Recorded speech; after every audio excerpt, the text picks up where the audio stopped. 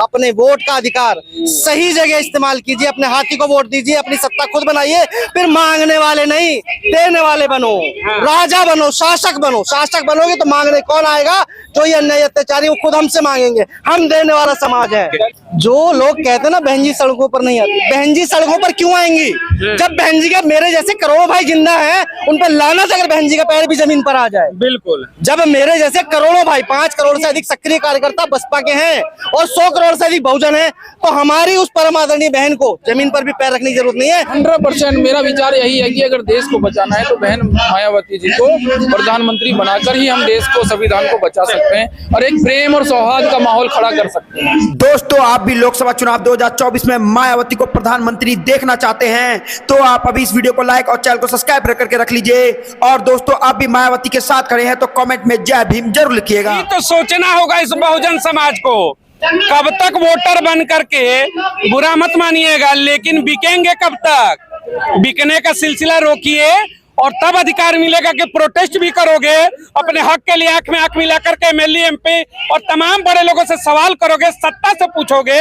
बिकोगे तो ये नहीं करोगे, बिकोगे तो फिर वही होगा कि डॉक्टर रितु प्रदर्शन करेगी, सुबह में पुलिस आएगी उठाकर ले जाएगी, डॉक्टर लक्ष्मण यादव आएंगे उनको उठाकर बाहर फेंक देंगे।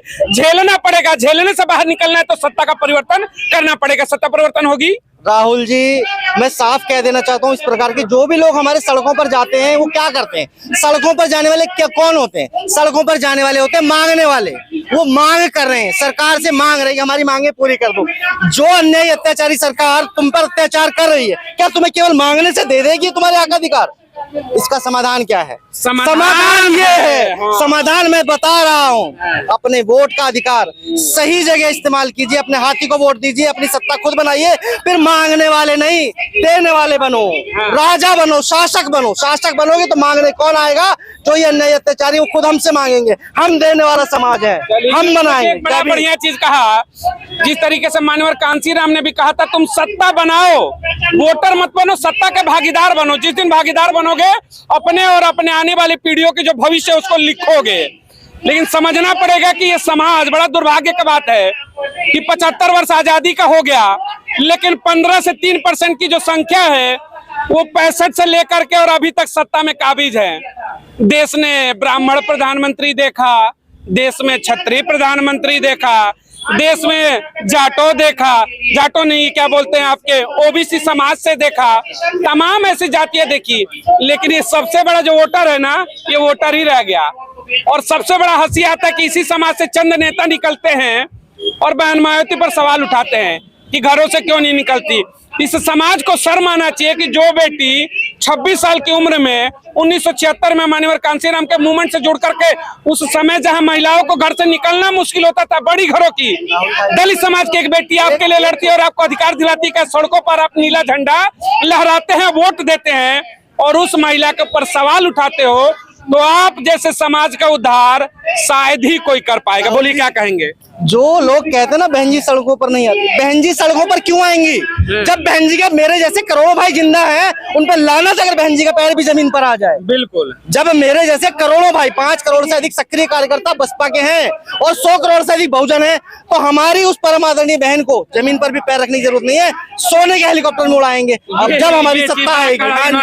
कि जब इतने हमारे कहते कि बेटे खड़े हैं और फिर भी एक 80 साल की माँ को कहते हो कि माँ संघर्ष करे। माँ ने 26 साल की उम्र में किया, खटिया पर बैठने का तुम्हें अधिकार दिलाया, वोटिंग बूथ तक तुम पहुंच नहीं पाते थे, आज पहुंचकर कम से कम वोट तो डालते हो।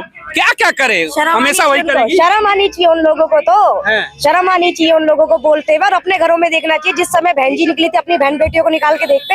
आज ही निकाल दे, आज तो दौर बहुत आगे है, आज निकाल दे, आज तो टेक्नोलॉजी है, निकालिए। मैं तो कहती हूँ आज अभी निकाले, आज तो मोदी के राज में राम राज्य आ गया उनका, सुरक्षित है, सब लोग निकाले, राम राज्य में सब सुरक्षित है, आज क्यों नहीं निकालते? सोचना चाहिए, बिल्कुल सोचना चाहिए जी, एक मुश्त वोट करना चाहिए। बिल्कुल। अब आपके पास समय 2024 का अगर इलेक्शन हो के हमारी सत्ता नहीं आई तो आप भूल जाइए कि हम लोग आजकल इसके बाद हम आ जाएंगे सत्ता। 24 के चुनाव में ही मौका है, कहते हैं कि भाई उम्र है। बहन मायावती को अगर अब की मौका नहीं देते हो तो फिर 75 वर्ष का जो आजादी का अमृत महोत्सव का खेल खेल रहे हो खेलोगे और वैसे ही सताए जाओगे। देखिए बिल्कुल ये बिल्कुल सच्चाई है। जिस प्रकार में देश में बहुजन समाज के जितने पढ़े लिखे युवा आगे बढ़ रहे हैं और जो राजनीति को समझ रहे हैं, राजनीति स्तर देखिए बहुजन समाज पार्टी की यही खूबसूरती है कि बहुजन समाज पार्टी के अंदर सारे महापुरुषों की प्रतिभाएं पाएंगे और सारे महापुरुष के फोटो उनके बैनर पाएंगे। और ये देखो आप पुस्तक मेला कहीं पे भी आपको भारतीय संविधान की कॉपियां किसी के भी प्रोग्राम में मिलती हो तो बताइए। यहाँ स्पेशल पुस्तक मेला लगता है ताकि बहुजन समाज के जिन महापुरुषों ने अधिकारों की बात करी है वो सबको मिले। और रही बात अधिकार की बात, जितनी पार्टियां विपक्ष में है उन सबको ये सोचना चाहिए। सबसे बड़ी जो राष्ट्रीय पार्टी कांग्रेस है जिसने काफी लंबे समय तक देश में राज करा, अगर वह पार्टी अगर सोचे कि अपना हृदय बड़ा करके बोले कि नहीं माननीय बहन जी को हम अपना नेता मानते हैं और हम उन्हें प्रधानमंत्री का दावेदार घोषित करते हैं, चाहे बहन जी किसी भी प्रकार से गठबंधन जाने से अभी उनका इनकार आया है हाल ही में जन्मदिन के मौके पर। उनका कारण यही है कि जो भी पार्टियां सत्ता में रही हैं अभी तक उन्होंने नहीं करा।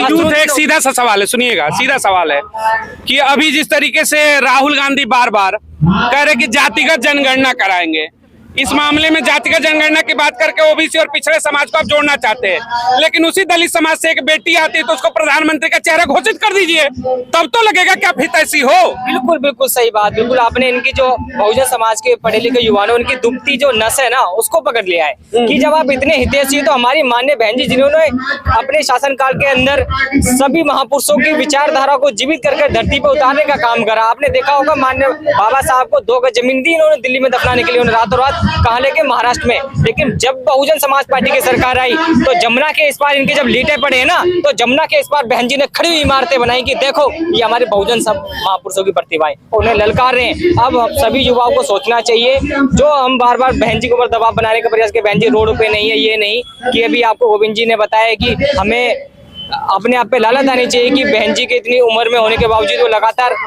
समाज विरोधी पार्टियों से संघर्ष कर रही हैं। अभी आपने हाल ही में असरुद्दीन एमआईएम पार्टी के जो प्रवक्ता हैं उन्होंने अपना बयान दिया है कि माननीय बहन जी जिन्होंने अपना बहुत ही अच्छा शासन चलाया, अगर उनको गठबंधन प्रधानमंत्री के चेहरे के तौर पर घोषित करता है तो हम उनका स्वागत करेंगे। मुस्लिम समाज भी बहन जी की तरफ आशा भरी नजर से देख रहा है कि ये कांग्रेस पार्टी को अन्य पार्टी को दिख नहीं रहा है। बहुजन समाज सवाल देखिए उठेगा 2024 चुनाव है, उसको लेकर के जिस तरीके से तमाम इस समय तैयारियां चल रही है, बहन मायावती अब क्या मौका है कि एक चर्चा कम से कम बहुजन समाज की एक बड़ी लीडर के ऊपर भी होना चाहिए? ये तो प्रश्न बनता ही है क्योंकि इतने साल हो गए, 70 साल हो गए, 75 साल हो गए भारत देश में, अभी भी हमारा समाज हाशिए पर है, कोई प्रतिनिधित्व नजर नहीं आ रहा है, मजबूत प्रतिनिधित्व। क्या इतने 70-75 साल के दौरान भी क्या हमारे दलित समाज का कोई एक व्यक्ति प्रधानमंत्री नहीं बन सकता है? क्या लायक ही नहीं हुआ? क्या उस लायक नहीं हुआ क्या? यानी कि इनके 2 मतलब हैं, ये हमारे समाज को निकम्मा साबित करना चाहते हैं या फिर हमारी योग्यता से ये डरते हैं। 2 ही चीज है कि अगर हमारी योग्यता देखने को मिल गई तो फिर ये सब धरे के धरे रह जाएंगे, ये सब नगण्य हो जाएंगे। ये नहीं चाहते कि इनका डर, मैं देखिए एक सीधा सा सवाल है, 2007 से 12 की जब सत्ता यूपी में पूर्ण बहुमत की तो इनके मन में एक ही डर हो गया कि जो कल तक घरों की सफाई करता था, सड़कों पर झाड़ू लगाता था, शौचालय साफ करता था, आज यूपी सबसे बड़ा सूबा देश का 80 लोकसभा की सीटें कैसे मुख्यमंत्री बन गई, उसमें भी महिला। तो पेटों में दर्द होगा। काबिलियत तो है लेकिन काबिलियत को मार डालेंगे।